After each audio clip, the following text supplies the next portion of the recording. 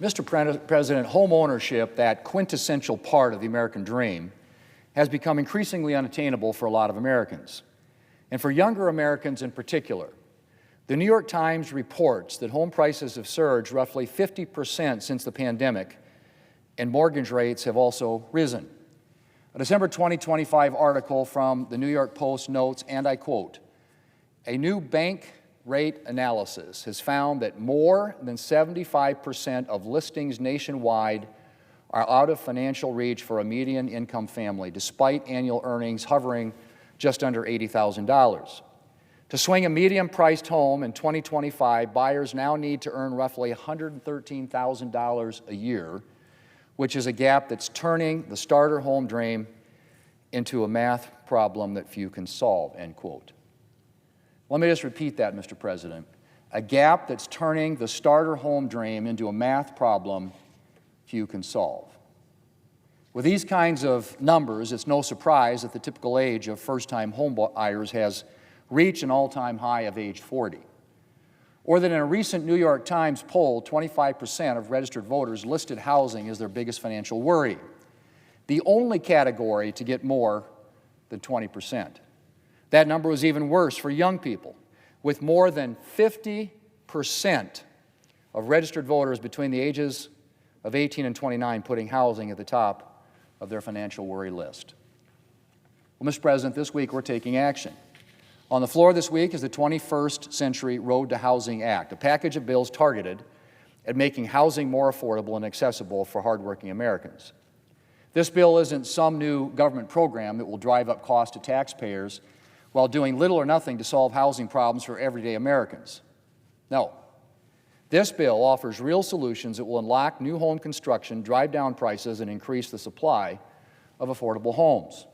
Mr. President, one problem driving up the cost of housing is regulation. Regulations account for roughly 25% of the cost of constructing a new single-family dwelling.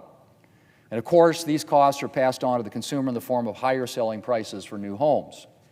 That's why the 21st Century Road to Housing Act takes aim at unnecessary regulation by removing, streamlining, or updating regulations that act as a drag on the supply of affordable housing. And along with removing regulatory barriers, the 21st Century Road to Housing Act focuses on unleashing private sector investment. And, Mr. President, this entire bill has been put together with an emphasis on allowing states and local communities to pursue the housing solutions that work for them. Look at the great diversity of circumstances across rural, suburban, and urban communities, and it should be clear to everyone that one-size-fits-all mandates from Washington are not the solution. Instead, we need to empower states and localities to create the solutions that fit their particular communities. Mr. President, there's a lot more in this bill, from support for veterans and rural communities to increased oversight and accountability for federal housing programs. It's the product of good ideas from both parties and from both houses of Congress. And it's no surprise that it's supported by everyone from the National League of Cities to the National Association of Affordable Housing Leaders and the National Association of Realtors.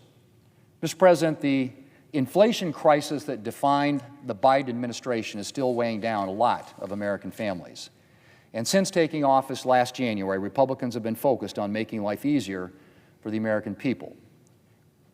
We prevented a massive tax hike and put more money in Americans' pockets with the working families' tax cuts. Took aim this January at high prices at the pharmacy counter. And now we're continuing our work on affordability with the 21st Century Road to Housing Act to open the door to affordable homes for hardworking Americans around the country. And we're going to continue to do everything we can to ease the burdens facing Americans and to make life better for the American people.